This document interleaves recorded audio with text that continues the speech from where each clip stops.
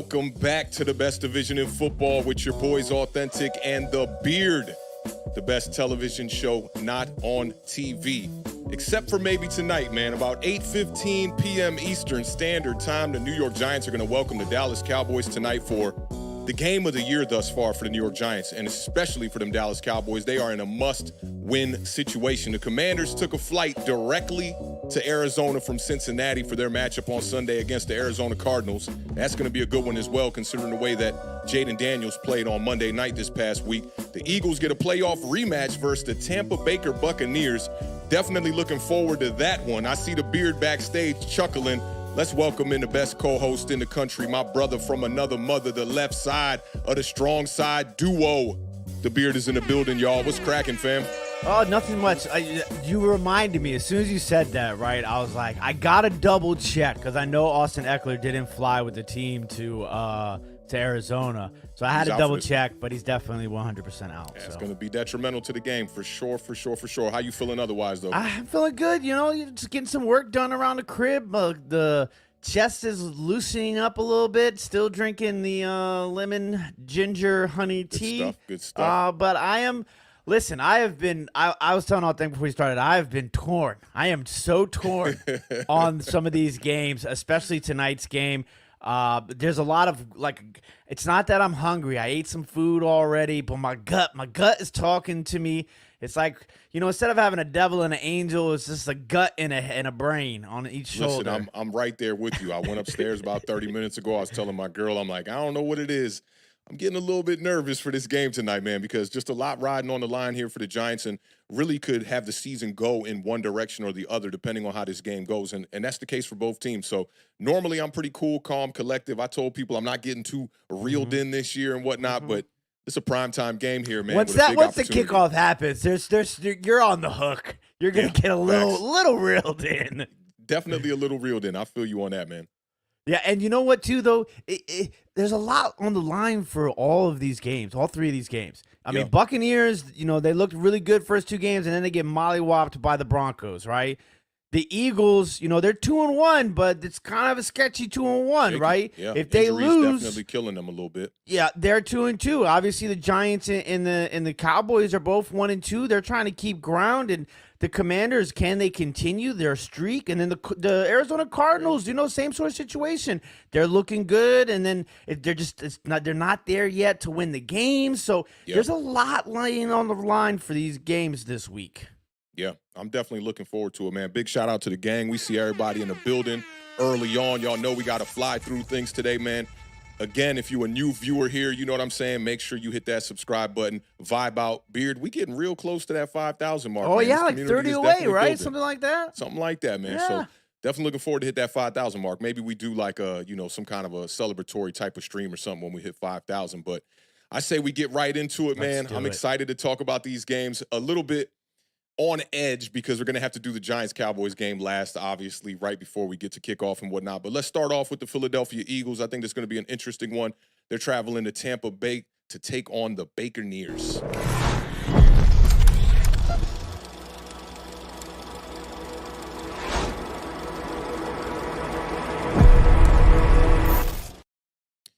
All right, man, 2-1 versus 2-1 in this matchup. This is going to be a repeat type of game here one time. I'm sure the Eagles are trying to get a little bit of revenge here. This one is Sunday at 1 p.m. Eastern Standard Time. The Eagles are now favored by 1.5.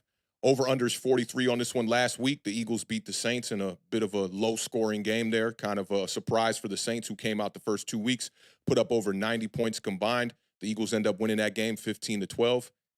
Hate to say I told you so, but I told you so. Last week, the Buccaneers lost to the Broncos like you were just talking about, 26-7. That was another surprise victory there. Bo Nix had a pretty decent game there. I think he had over 200 yards. No touchdowns, though, but definitely didn't turn the ball over, most importantly.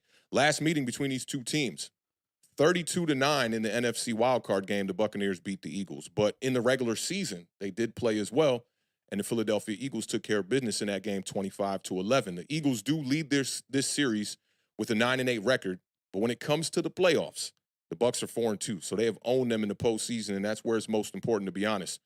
The Eagles' offense is definitely dealing with some hurdles right now, but they still have the number 2 offense in the NFL right now. And when I looked that up today, I was extremely surprised by that. That's with Jalen Hurts throwing more interceptions than touchdowns on the season, with no A.J. Brown, without Devonta Smith for a good chunk of the second half last week. The Bucs have not allowed a touchdown pass in 4 consecutive games going all the way back to week 18 of last season. So this is not the kind of game I think that people think it could be for the Philadelphia Eagles, especially with them injuries. And the theme of most defenses going up against Jalen Hurts has been to get pressure on Jalen Hurts. That has been the thing. We know the Eagles lost 5 of their last 6 last year because defenses figured that out. Let's just blitz the hell out of Jalen Hurts, and that will put him under pressure. No hot concepts. Really can't get the job done there. But the Bucs have been struggling to get pressure. So I do expect them to dial up some blitzes in this game. They had 0 sacks last week. It's their second straight game without a sack. They only have 2 sacks in 3 games, and both of those came in the first game against your squad. Now, Jalen Hurts has surprisingly been much better against the blitz this year, and I think a lot of that has to, give some credit to Kellen Moore and what he's bringing to that offense, although they have started off a little bit slow over there. He's throwing the ball a ton, and teams are still coming at him with that blitz, trying to take the formula from last year that won games and bring it into this year. He's 24 of 33 right now against the blitz. That's 72.7 completion percentage, 239 yards, 1 touchdown, 1 interception. His turnover-worthy play rate against the blitz is just 2.4%. He's been pressured on exactly a third of his dropbacks when teams are blitzing him. So 11 pressures on 33 attempts for him. He's been sacked just 2 times during those situations. His time to throw is right around league average as far as quarterbacks when they're not being blitzed, which is 2.6 seconds, and he's got a passer rating over 90 when he's being blitzed. So these things that they brought Kellen Moore in to try to correct and try to, improve this offense, some of that stuff is working. We obviously know they got to get the running game going and whatnot. Going up against the Bucs, their rush defense has not been all that great this year. Their defense, their offense in general has not been that great this year. And I think that they're fortunate right now to be sitting at 2-1. I think that a lot of that, their statistics and the way that they've kind of got to where they are right now happened in week 1 against the Commanders. But the Bucs' overall offense and overall defense are ranked 26 or worse. Their rush offense and their rush defense are ranked 25th or worse. Their pass offense and their pass defense are ranked 23rd or worse. That does not sound like a 2-1 team. Right. They've been dealing with a bunch of issues offensively. Mike Evans has not breached 65 yards in either of the 3 games this year. He did have 2 touchdowns. Those came in the first week against Washington. 15 targets on the year. He had just 2 receptions for 17 yards last week. I expect Baker Mayfield to go out here and target his number 1 wide receiver in a major way in this game going up against the Philadelphia Eagles. And even from the quarterback position, Baker Mayfield has been pretty average. At best, I'll say, the last 2 weeks. Under 200 yards in both games, 1 touchdown, 1 interception in both games.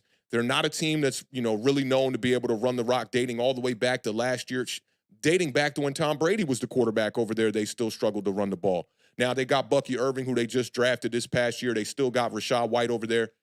Has not breached 70 yards in a game, but Bucky Irving is the guy who's kind of taking the driver's seat as far as the guy who's probably going to get more touches. He's not breached 10 attempts yet on the season. He had 9 in 2 games.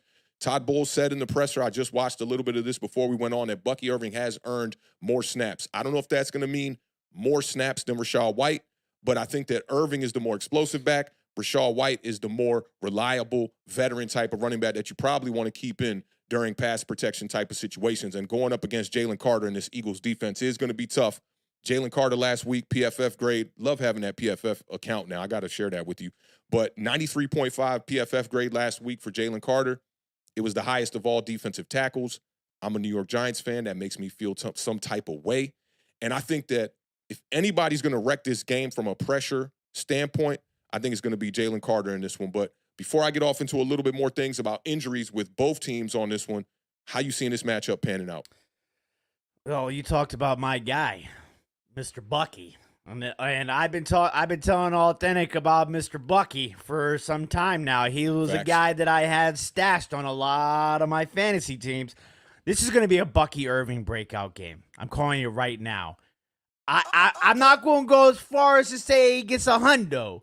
Okay. But everybody going to know Bucky Irving's name after this game. I'm going to put it like that. Okay. I like it. I am been so waiting, because that's the thing with some of these rookie running backs, right?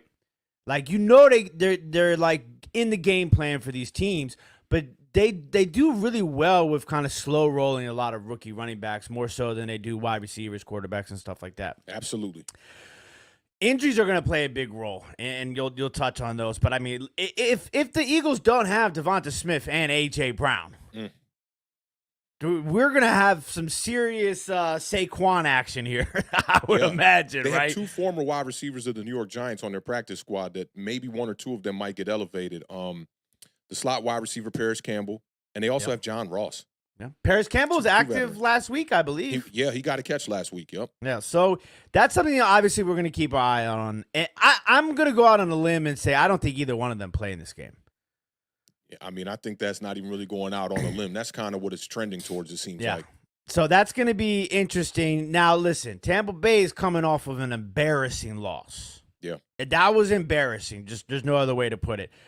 Now, I think that's going to kind of motivate this Tampa Bay team a little bit. Like, I know that's just, now we're talking about a little bit of superstition and stuff like that. But, like, I like Tampa Bay in this situation. Now, I talked about Saquon. Tampa Bay allows the 8th most rushing yards in the league. And you touched on some of those numbers. Philadelphia, 3rd in the NFL in rushing. They're averaging 167.3 yards per game. So they're going to have to find a way. I don't think you can stop Saquon Barkley this year. Let's just put it like that. Saquon Barkley is bold. I like it. He's a guy. He is on a mission. I don't think you can stop him. You can only hope to contain him. So I think just to throw something out there on that topic, the knock on Saquon has been injury prone. And I've always kind of kept this in my bag and talked about this a little bit. Like, look at what's happening with CMC right now. Another injury. Remember in Carolina, the first 3 seasons, that guy could not stay on the field. Yeah. And he never really had that injury-prone type of player designation. It's kind of interesting. And I'm hearing people saying that he might not even get to play this year because that Achilles tendon might just completely snap on him.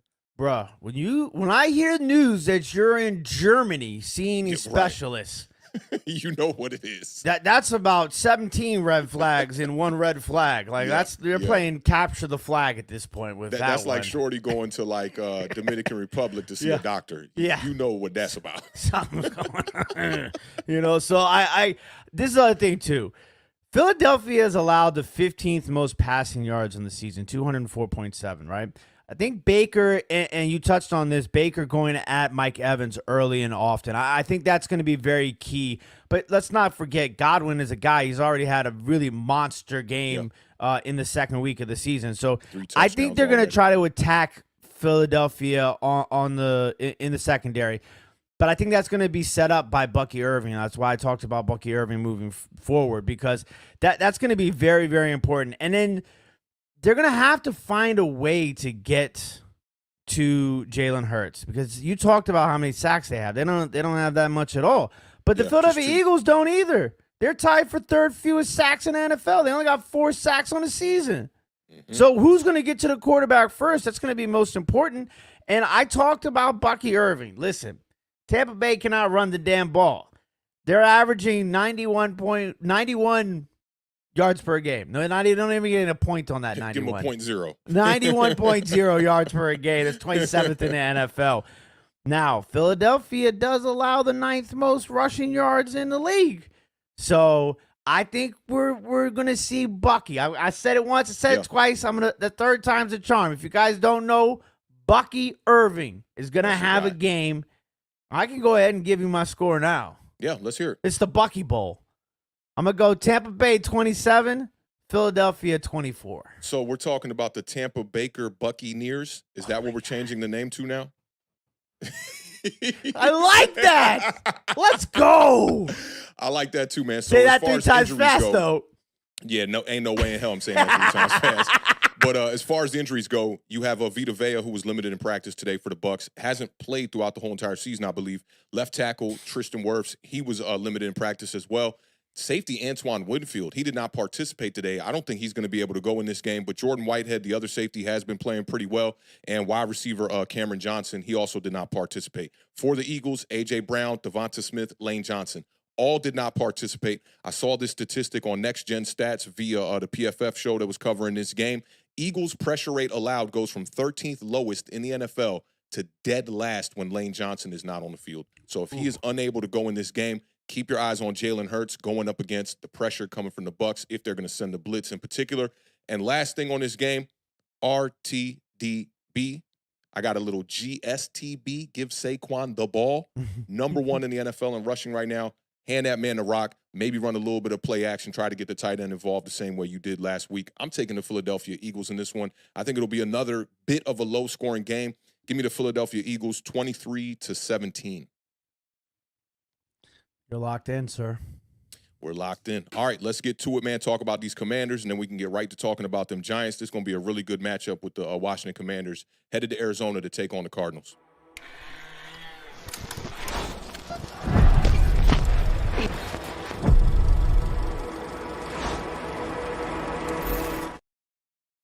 All right, Washington Commanders, surprisingly in first place in the NFC East right now. I cannot Wait, what was believe that? it. I'm sorry, I didn't hear that one. You in first place. Oh, you thank in you. first Thank place. you. Thank you. Bad team. You in first place, okay? I hope that this completely comes to an end so I don't got to deal with the beard talking about say that again for the rest of this season. 2-1 on the year. The Cardinals are 2-1 as well. This game is Sunday at 4 p.m.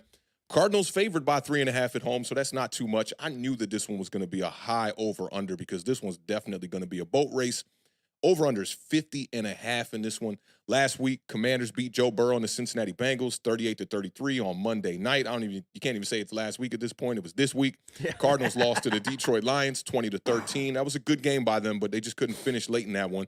Last meeting, it was in week 1 of last season. The Commanders beat the Cardinals 20-16. Now, there was no Jaden Daniels. There was no Kyler Murray. It was Joshua Dobbs versus Sam Howell. Big difference at the quarterback position here. What a life right there. What a life, right? Commanders have won 11 of the last 15 matchups between these two teams. They have not won back-to-back road games since 2022. So y'all are trying to, break a little history here, maybe a little bit of a streak here with the back-to-back road wins. Revenge game for Cliff Kingsbury, who seems to bring Zach Ertz wherever he goes now. He had an 11-win season with the Cardinals in 2021 with Kyler Murray at the quarterback position, but it was a first-round exit to the Rams. Couple of injuries in this one. Talked about Austin Eckler. He's out with the concussion.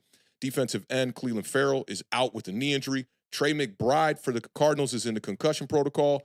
Budda Baker was limited in practice along with Marvin Harrison Jr. I would expect both of them to play. We'll keep our eyes and monitor that situation. Cardinals got to figure out a way to put some pressure on the quarterback. Jaden Daniels, Bobby Johnson and his offensive line last week showing up, showing out, kept that kid upright. He made play after play after play. The Cardinals have 9 sacks on the season, so not too bad, somewhere in the middle of the pack here. The Giants did find a way to get to Jaden Daniels in that week 2 matchup, got them 5 times, and the way they did it was sending a lot of second-level players at the quarterback. Jason Pinnock had 2 sacks in that game. Now, last week, Jaden Daniels, let the world know, all the casuals out there who only watch football on Monday night, primetime Sunday night, just maybe their local game on a Sunday afternoon. Got to see Jaden Daniels in front of the whole entire world go 21-23 for 254, 3 total touchdowns. Broke the rookie completion percentage record at 91.3%. He got your boy Terry McLaurin involved in this game. 4 receptions for 100 yards. This could be another type of get-right game on the ground. I thought the Cincinnati Bengals did a good job of that against y'all. They rushed for 124 last week. Doesn't sound like a lot, but when you're trailing the entire game to be able to commit to the run like that, I thought it was pretty effective. The Giants had success in week 2 as well. Commanders are allowing 121 rushing yards per game on the ground. That's not too terrible. It's right in the middle of the pack at 17. I expect that number to go up this week. Check this stat out. James Conner had 17 yards last week on 9 attempts. The last 2 times that James Conner had a game with less than 50 rushing yards, he bounced back with a 100-yard performance. I expect him to get somewhere near that in this game if they can commit to the run, not get behind on the scoreboard too much. The Cardinals right now are ranked 4th in scoring. The Commanders are ranked 5th in scoring. I expect this to be a straight-up boat race. Before I give you my score here, I'm going to let you kind of try to convince me, maybe off my opinion a little bit, because I kind of think where I know I'm leaning with this one. Home team looking like the favorite in this one. How you feeling, Beard? I mean, I'm feeling like how I felt every other week so far. I mean, we're probably going to get, a lot of points scored on us. We're going to have to pretty much play a perfect game. We're going to have to score a lot of points. That's pretty much what it's going to be like for most of the season. But what do you think the benchmark is for the points? I'm curious. Well, I have that in the roadmap, so you'll have to wait for the roadmap for the benchmark for the points. Let me get the map ready on the side. I'm gonna play shotgun, kind of just chill. The main thing here, though, is gonna have to be contain Kyler Murray, because I think that's one of the pluses to having Jaden Daniels on your team too, is being able to kind of mimic that. I think these two teams are very similar, both kind of rough around the edges on the defense. Have James Conner and Brian Robinson kind of remind me a little bit of each other. Kyler Murray, Jaden Daniels, Marvin Harrison Jr., Terry McLaurin. Excuse me, guys. He's getting it out. Yeah. Yo, that's like if you driving and, we doing this roadmap and the wind's kind of flying. I don't know if that's going to make it out the window. You might. Yeah, it's not making it out the window. But there's a lot of things that you brought up that I also am really high on, and that's stopping the run. Arizona's actually, ninth in the league in yards per game rushing. A lot of that is Kyler Murray. They're averaging 144 yards per game on the ground. You talked about Washington's defense and that they're giving up the 121. So you're going to really have to hone in on that run defense. And it's been an issue. As bad as our pass defense has been, our rush defense hasn't been very good. It's just that people are so pass happy because they see that secondary and they're like, oh, we don't really have to run the ball. We can just throw the ball, for 500 yards. So that's one of the things I got my eye on. Red zone defense for the Washington Commanders, okay? Arizona is 8th in the red zone offensively. They're scoring 66.7% of the times. Washington's red zone defense is 6th worst. You want to take a guess at what the percentage is? 68. It's 66.7. So they're literally mirroring percentages. The way you asked it, I was like, I bet it's the same number, but I was like, nah, Beard trying to set me up right now. So that's something I got my eye on, and I think that when our defense is, you talk about bend, don't break defense, right? Ours is a different breed of bend, don't break. It's like breaking, but don't break down, right? Because they're going to score, they're going to get down the field. But if we can get them to kick a field goal once or twice a game instead of a touchdown, we might have a chance to win. So that's why that red zone number is so important to me. Third down defense, okay?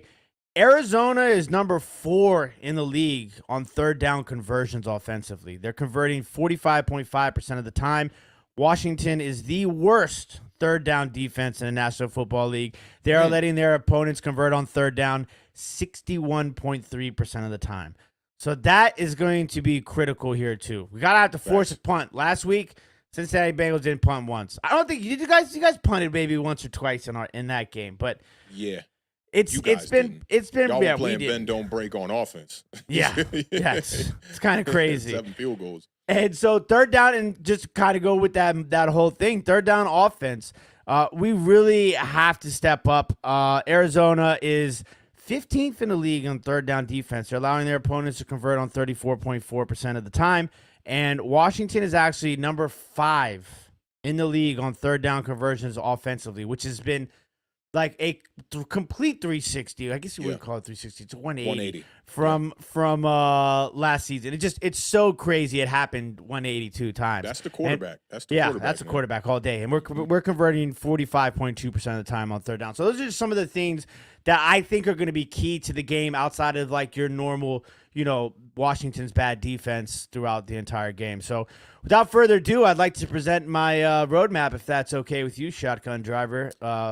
Yeah, I think that sounds great. Want to send a big happy birthday shout out to Derek Grant's wife. He just talked about he was celebrating his wife's birthday all day, so definitely happy birthday to her. And yeah, let's hit the road, man, and see how this looks. Yeah, you're sitting on the freeway. What? No, turn right. Get out of the lane. No. Okay, get in position. Just get out the lane.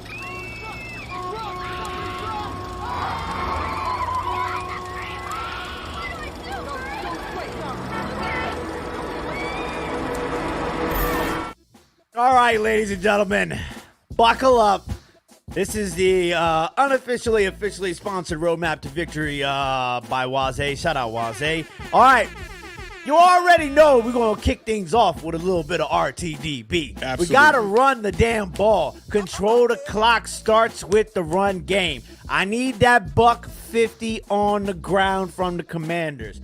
150 on the ground rushing yards. And I just talked about the time of possession from the 150 on the ground. You got to win the time of possession. One of the biggest things that we have been doing so far, actually we haven't been doing, is turning the ball over. So 0 turnovers. Can we go 3 games in a row, 4 games in a row without turning the ball over? It sounds like fantasy land, but here we are, ladies and gentlemen. 0 turnovers from the Washington Commanders. I talked about those third down numbers. Last week, we got really close to holding the Cincinnati Bengals below 50%, but almost only counts in horseshoes and hand grenades. This week, you got to win the third down conversions, Washington Commanders, if you want to win the game offensively and defensively. I mean, listen, we got to get to where we're going, okay? Arizona in the red zone, 50% or less. Okay, we talked about Arizona, those red zone numbers, 66.7% on the season for Arizona. We want to hold them to 50% or less in the red zone. That's the only way we're going to be able to win. Now, Awthentik talked about points. What's the bar? What's the landmark? Yes, what's the line here? Right here? Arizona scores. What's the threshold? The threshold. Arizona scores 27.3 points per game. That's 4th most in the National Football League. Washington Commanders got to score 28 points or more, and you will win this game. Would you like my score now? I like it. Hey, that was top 5 roadmaps. That top was 5 roadmaps. GPS said we was gonna get there in 2 hours. We got there in 40. You was flying. I like it. I see you was a little bit amped up. I hit that HOV lane. I said I got a passenger with me. His name's Awthentik. We're on our way. Let's go. They had the whole police squad out there letting us through. Let's get it, man. So, what's the score, man? Let me know the score so I can figure out where I'm going with mine. I know I've been tough on my Commanders this year, right? And they showed me something last week. So I'm rolling with the homies. We're going Washington Commanders. Yeah, you like that one? Washington Commanders 34, Arizona Cardinals 31. Let's go. 3-1. I like it. I like the way you was driving to get us to where we needed to go. I'm going to ride with you, man. I'm going to take the Commanders in this one too, man. I'll take the Commanders with just a little bit less scoring. I think it'll be 30. Let's go 30-28, Washington Commanders. I like that. That's a good score. All right, man. The Time moment I've kind of been dreading a little bit here, that we're getting closer to this game and those nerves are just getting ready to settle in. Looking forward to this one, man. Dallas Cowboys traveling to Metlife to take on our New York Giants. Giants are on the board with 11:16 to go here in the third. All right, Beard. So, you did all the driving, got the roadmap to where we needed to go. Now it's time for you to get some rest. I'm going to be a little bit long-winded. Hey, listen, you be long-winded. I dedicated a whole page to the Giants here, okay? You be long-winded. We got a lot of time left. So I'll come in and I'll be the closer. I'll be the closer. You pitch the 9 innings. I'll come in and I'll do the last 3 outs, and we'll get these people on their way, okay? I like it. This game is tonight on Amazon Prime, right after we done here on Awthentik and the Beard at 8:15 p.m. Eastern Standard Time. Both teams sitting at 1-2. Cowboys favored by 5.5 at MetLife. Over-under is 45 in this one. The Cowboys are on a 2-game losing streak right now. Last week, the Cowboys lost to the Ravens 28-25, where they were down by 3 scores in that game, and tried to find a way to claw and itch and try to find a way to get back in that game. And they, with an onside kick and a bunch of different stuff going their way, they damn near came back and got that victory. Giants coming off their first win of the season in Cleveland. After starting out 2-0, it was ugly. Fans burning jerseys after week 1. People booing Daniel Jones. And now things are looking just a little bit different here. Now, the Giants were facing 0-3, and there was no way that they could have left Cleveland without a victory if they wanted any chance of trying to make the playoffs this year. Since 1979, there have only been 6 teams to overcome a 0-3 start and make the playoffs. Right now, there are no teams in the NFC that are 0-3, and there are just 3 in the AFC right now. The last 2 meetings, Cowboys got the best of us. Started out the season 40-0. Then in November of that same season, 49-17, Dak Prescott put up 404 yards. We got to put that behind us. There is an opening and a window of opportunity, like we used to talk about a lot on this channel here, for the Giants to win this game. The injuries are what is worrying me, especially in this young, youthful secondary. Right now, we got Andrew Phillips, who's been ruled out. Adoree Jackson, the guy we brought in to be CB2, has been ruled out. Nick McLeod, limited in practice. He's probably going to get thrown to the Wolves in this game. It's either going to be him or Cordell Flott playing in that slot going up against CeeDee Lamb for this game. And that does not present a really good matchup. If you remember last season, they tried to move Adoree Jackson into the slot for week 1, and it completely backfired on us. Now, the Cowboys got their own injuries as well in the secondary. Kalen Carson, their rookie cornerback out of Wake Forest. I really like that kid, too. Kind of a small, very agile type of cornerback, has a lot of speed. Missed a big tackle on Nelson Aguilar last week that led to like a 60, 70-yard play from Nelson Aguilar. 7 yards, I think. Yeah, kind of ridiculous because Nelson Aguilar, you remember the memes with the brick hands and all that stuff. Oh, my God, yeah, crazy the guy with the fire. And it was like, he was like, man, they was out here catching babies. Not unlike Nelson Aguilar. Yeah, I remember that. The news report. Yeah. Now, recent history for the Giants versus the Dallas Cowboys is not on our side. And I think that if this history wasn't so negative for the New York Giants, we'd probably feel even better coming into this game. Dak Prescott right now, 12-0 in his last 12 starts versus the New York Giants.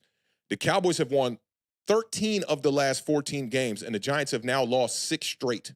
2020 was the last time the Giants beat Dallas at MetLife, and Dak Prescott did not play in that game. It was Andy Dalton. Shout out to Andy Dalton because he played some really good football just last week. Now, the last time the Giants beat Dak Prescott at MetLife, you got to go back almost a whole decade. 2016 was the last time we beat Dak Prescott at MetLife.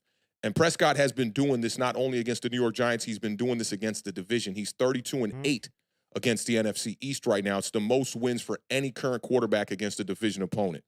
Giants have only scored 9 points in the second half all year long. You have to find a way to sustain what we're trying to do in the first half, carry that into the second half. Do not take your foot off the gas pedal this game like we did in Cleveland. Daniel Jones, more history. We know the primetime statistics have not been good. He's 1-13 in night primetime games. The one victory was actually against y'all. Oh, yeah, I'm well aware. His last 4 games, they've lost by 18 or more points in all 4 of his last matchups.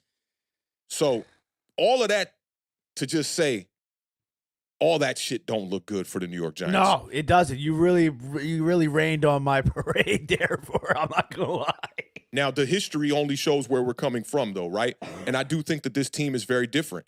Throughout that whole entire tenure, Daniel Jones never truly had a wide receiver 1, never truly had an offensive line. And I think Joe Shane has done a good job to kind of beef up both of those positions, obviously with drafting Malik Neighbors and then bringing in guys like Jermaine Illuminor, John Runyon, Greg Van Roten as well. There are so many matchups I like in this game. And I was going to ask you what your favorite matchup is to kind of eliminate one from my list. So you and the chat, what do you think what's your favorite matchup going into this one? Who are the 2 players you want to see going against each other? And I don't mind if it's like a quarterback versus quarterback thing on opposite or on same sides of the ball. But what do you think your favorite matchup is coming into this game? Okay, so because I like to do like defensive line, offensive line. But if I'm gonna just do it, I'm gonna get one out there. Listen, you talked about who's gonna be lining up in front of CeeDee Lamb, and we talked about who's been holding it down for the New York Giants. Let's be realistic. Who is going to be the bigger alpha tonight? Yeah.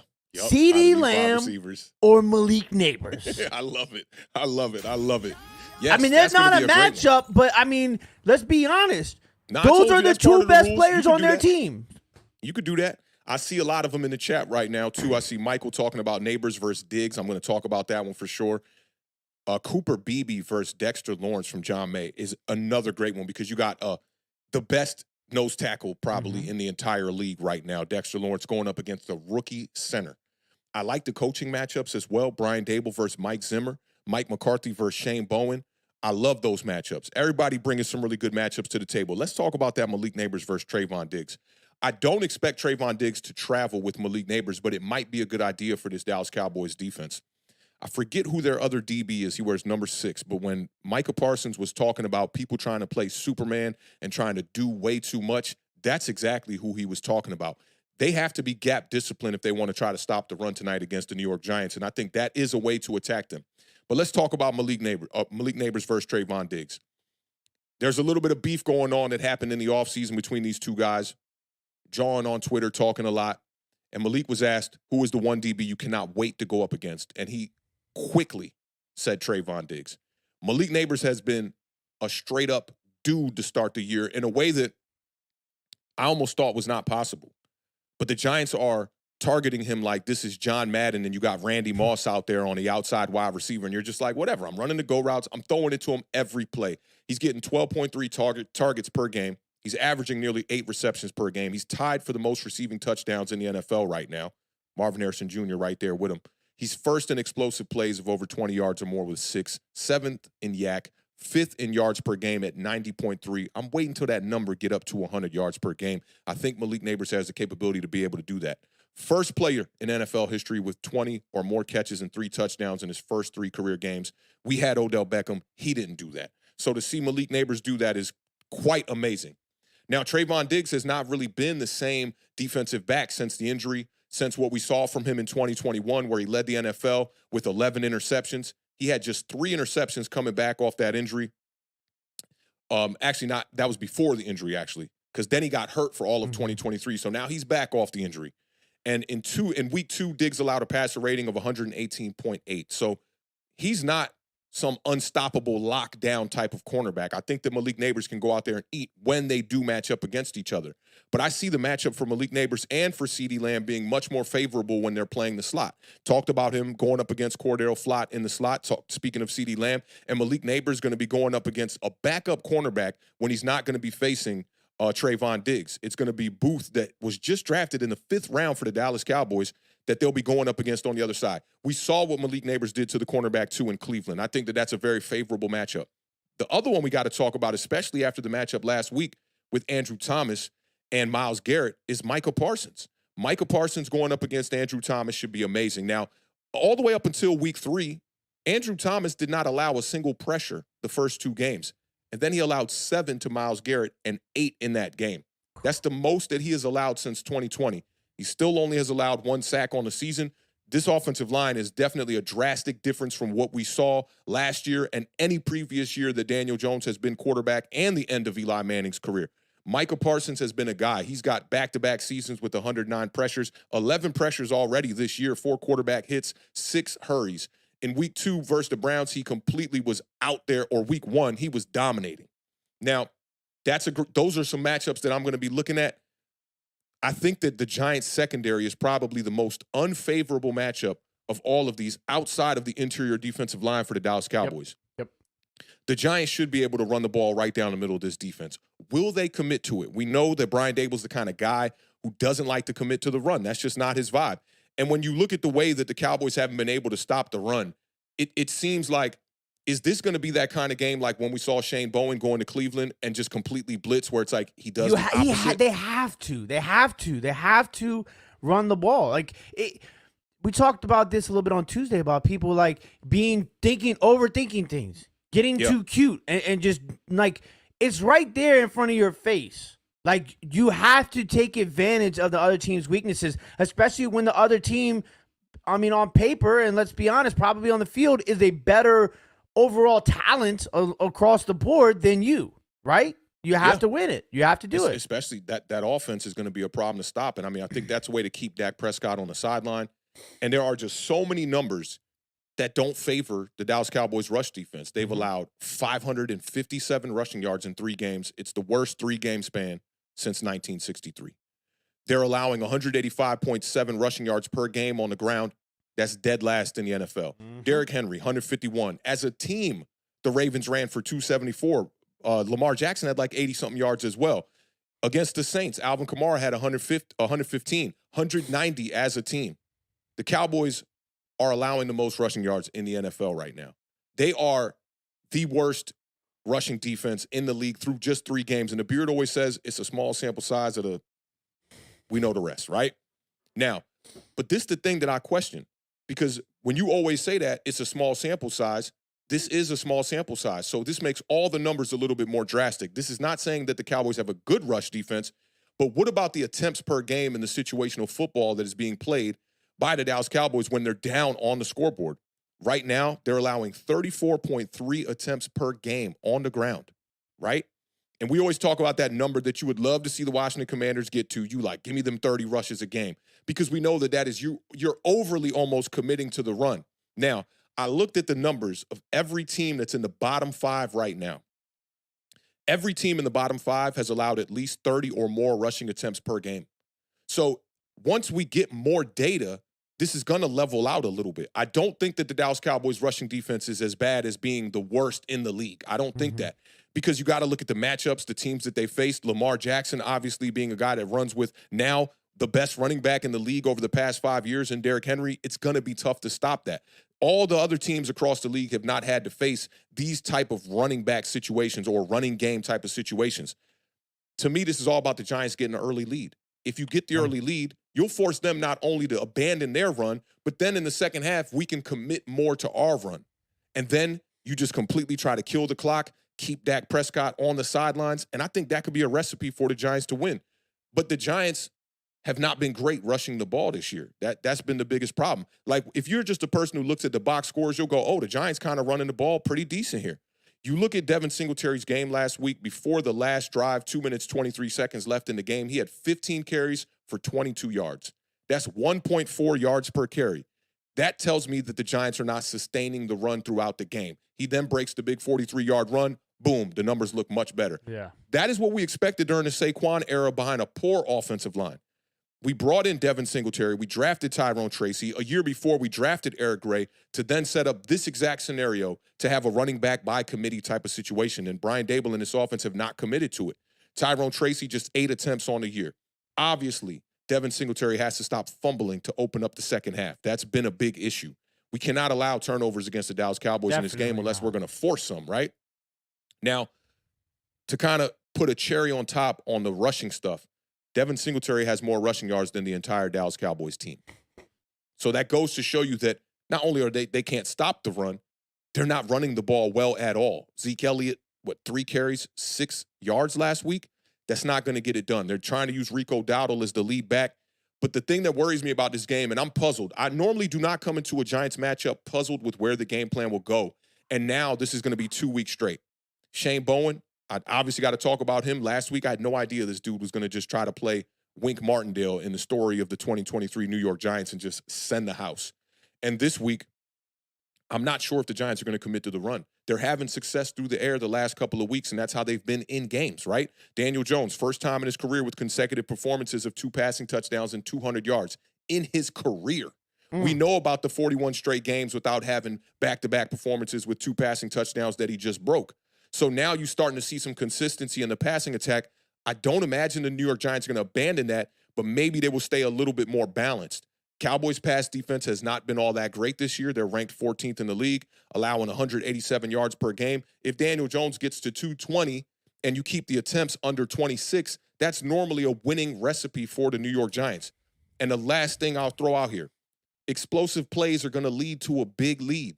That you need those explosive plays to put Dak Prescott in that offense behind the sticks, behind the scoreboard, force them to throw the ball. It's exactly what the New Orleans Saints did against the Dallas Cowboys a week ago before the game against the Baltimore Ravens, where Kamara had the big screenplay. Rashid Shaheed was killing them over the top with some dots from Derek Carr.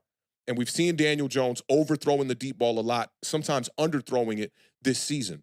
So we got to find a way to get some explosive plays, and I think that is the recipe. Run the ball, get some explosive plays when you're running off the play action, things like that. That's why Derek Carr only had 16 attempts in the Week 2 matchup versus the Dallas Cowboys.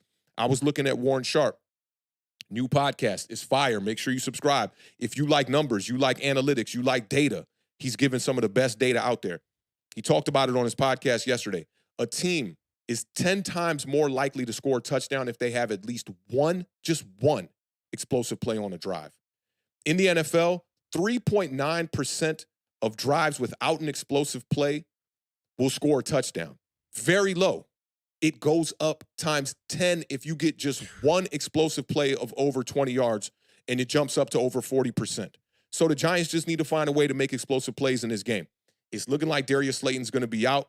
He's the one who's been getting most of the wide receiver 2 snaps. I know the Dallas Cowboys and Mike Zimmer are smart enough to come into this game and say, hey, we have to find a way to stop Malik Neighbors. And when we do that, after we stop Malik Neighbors, who's going to be the next guy?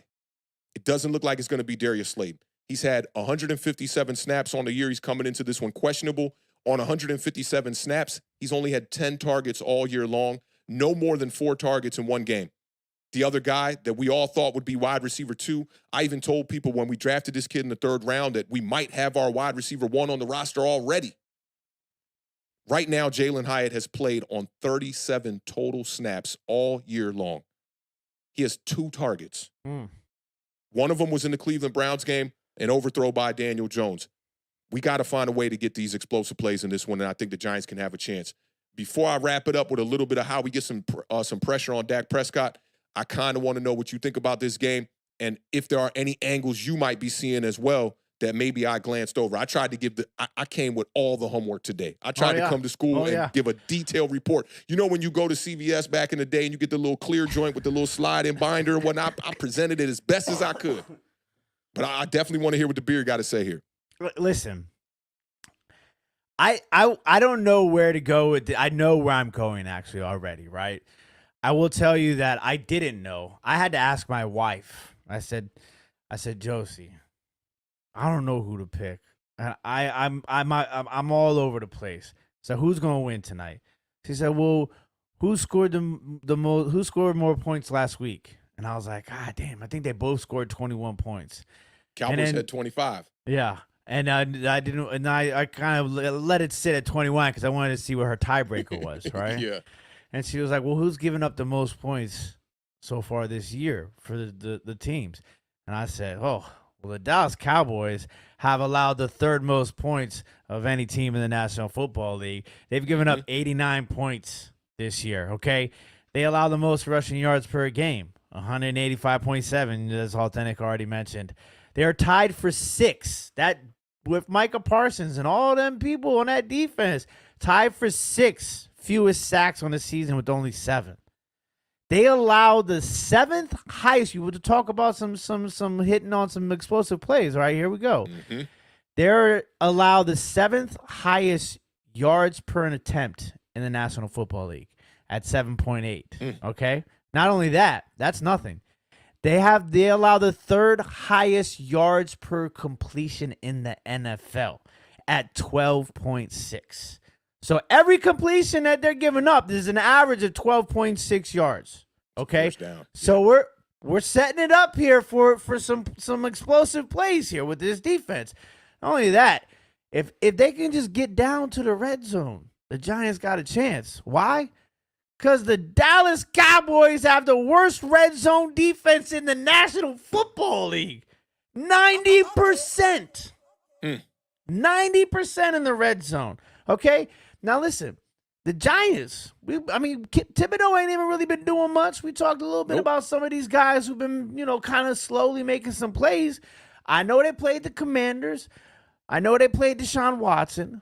But you can only play who they line you up against. The New York Giants are tied for 2nd in the NFL in sacks, ladies and gentlemen. 14 sacks on the season. That's very surprising. It's surprising, right? Yeah. You know what else is surprising? Dallas is tied for 7th most sacks allowed this season. They've given up 9 sacks already. So I'm trying to combat all the history. Because, listen, history is like rules. They're made to be broken and rewritten, my friend. Okay? So maybe tonight we rewrite history, New York Giants. Dallas has the most passing yards in the National Football League at 809.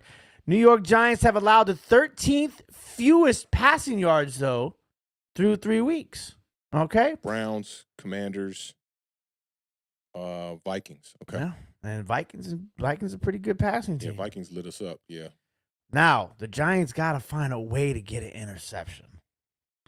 They have the 3rd lowest defensive interception percentage in the National Football League, and it's low. It's about as low as it can get.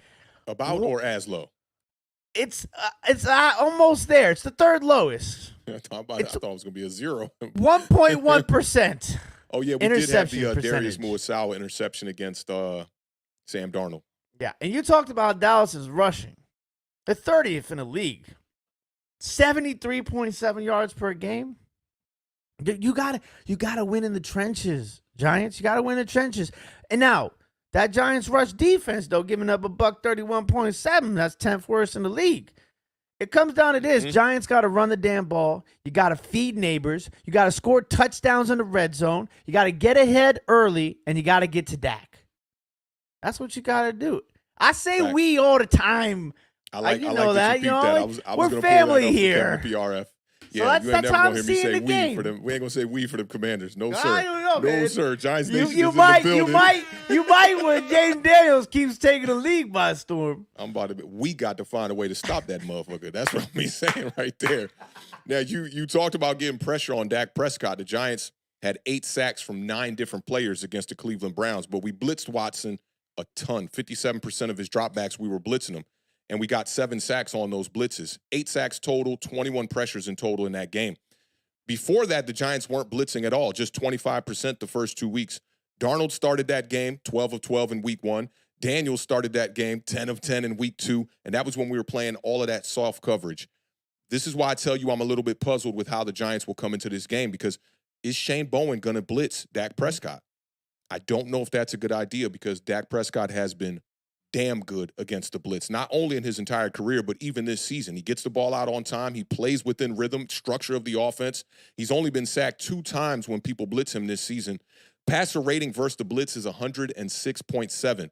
His yards per attempt, 7.9. The ADOT is 14.9. Versus the blitz here, 13 of 29. The completion percentage takes a major dip under 50%, but 228 yards, 3 touchdowns, no interceptions. Again, it's all on the Giants getting this early lead here, man. The Cowboys have given up 8 touchdowns in 10 possessions in the last 2 games.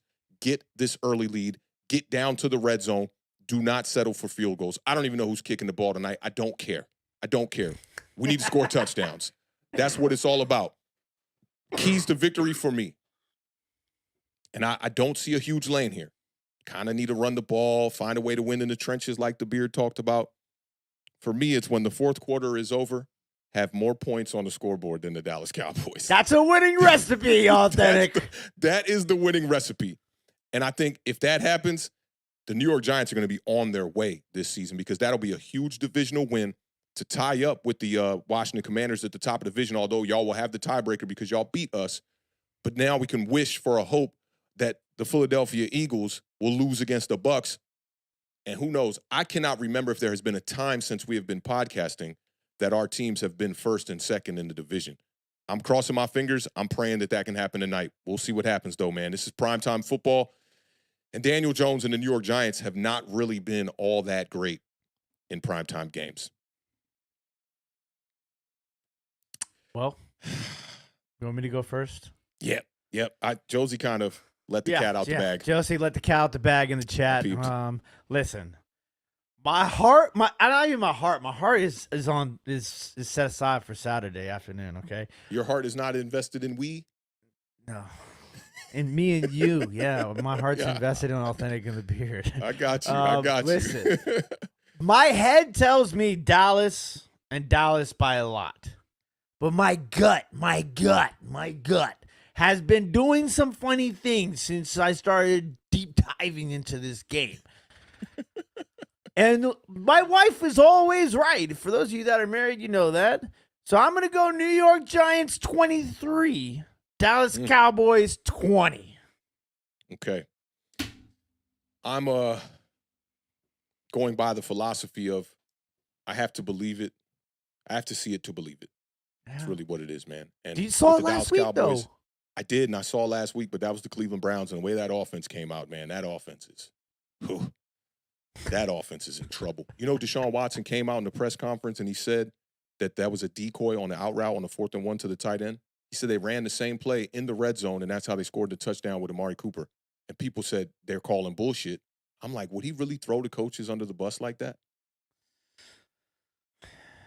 I'm going to go back. I wanted to do it today. I'm going to go back and look at the all-22, both plays at the top, and see if they're mirrored concepts. We'll see. Nonetheless, I can't take the New York Giants against the Dallas Cowboys. I need to at least see them break this streak first before I start going out on a limb here and picking, the Giants to beat the Dallas Cowboys. And I kind of want to stick to my script of what I thought, how things would pan out at the beginning of the year. I think the Dallas Cowboys are going to win this one by about 10. I'm going to go 27-17 Dallas Cowboys. and pray to God that I'm wrong. Listen, man. This is the evolution of Awthentik in the beard, okay?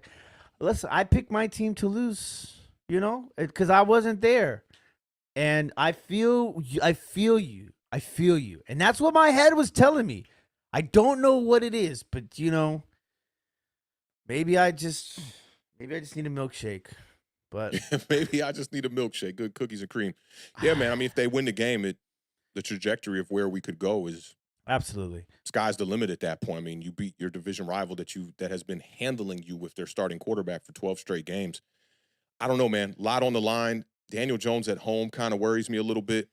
We saw a couple of sketchy plays last week that went in our favor a little bit. That interception with the personal foul, roughing the passer call coming back. I thought that really kind of gave us the lane to go out there and really take advantage of the first half. And just the second half points, I don't think 9 points in the second half is going to really take care of the Cowboys. That one threw me for a loop because I didn't really factor that one in. Yeah. So that's a very interesting number right there for sure. Yeah, so we'll see how it goes, man. But nonetheless, great vibe, great timing today, Beard. We talked about it. We wanted to get y'all up out of here a little bit early. After the game, I will be on Bleacher Report doing a post-game recap. We'll see how that goes, man. It'll either be a therapy session or a whole damn celebration. Either way, we'll be there rocking out. Y'all know, win or loss, Awthentik, the Beard, we're always here, man, doing the content 4 days a week. And now it's been even more than that with the Bleacher Report stuff. But nonetheless, man, great vibes, Beard. Any word before we get them up out of here, man? Yeah, we got another score prediction here. Big shout out to 59 Ways to Groove. My dog. With the $1.99 super chat. Says 27-13 Giants. Bicep. I like it, man. I hope you're right. I hope you're right because a win here gives us a lot of faith this year, man. It gives us a lot of faith this year. And like I said, man, an Eagles loss, come back, giant overreaction, sitting in second place. Be a beautiful thing. Shout out to the Tank. I see him in the chat. Hey, shout out to the Tank. Tank, I'm going to hit you up actually at some point tonight or tomorrow, man. I want to rap with you. Sunday's going to be an off day for me. Giants on Thursday, no Bleacher Report recap, just a quick little parlay in the morning. So might be a vibe over here at, the Awthentik Palace. Yeah. See how it goes. I like that.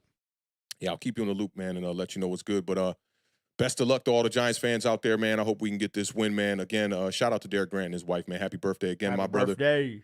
It's been a vibe, man, today. This was one of them ones, bro. This was a good vibe, good show. I wish I had it in my guts to pick the New York Giants today, but no, it's okay, man. Sticking to the script. Stick to the script. Ain't nothing wrong with that. Yeah, ain't nothing wrong with that, man. But y'all know how we end every podcast over here at Awthentik and the Beard, man. Keep raising that bar, y'all. Keep living those dreams because the universe flows in Technicolor and surround sound. Rest in peace to the podcast GOAT, Combat Jack. And that's a wrap, y'all. We will catch y'all on a giant overreaction. Actually, we're going to catch y'all on Sunday morning on the parlay, unless I might throw a little wrench in the vibe. We might get a giant overreaction tomorrow, depending on how this game go. New York Giants go out here and get a victory. Keep your eyes peeled for a giant overreaction on Friday morning so that we can celebrate and extend a Victory Friday. I don't think we've ever had a Victory Friday on Awthentik and the Beard. I don't think so. Don't think so. So we'll see how it goes, man. Y'all enjoy this game tonight, man. It's going to be a good one. I can already sense the butterflies in my stomach, man. Prayers, yeah, Giants, we need God for this one. Let's go get this W. Y'all be good. We'll catch y'all, man. Peace. Peace.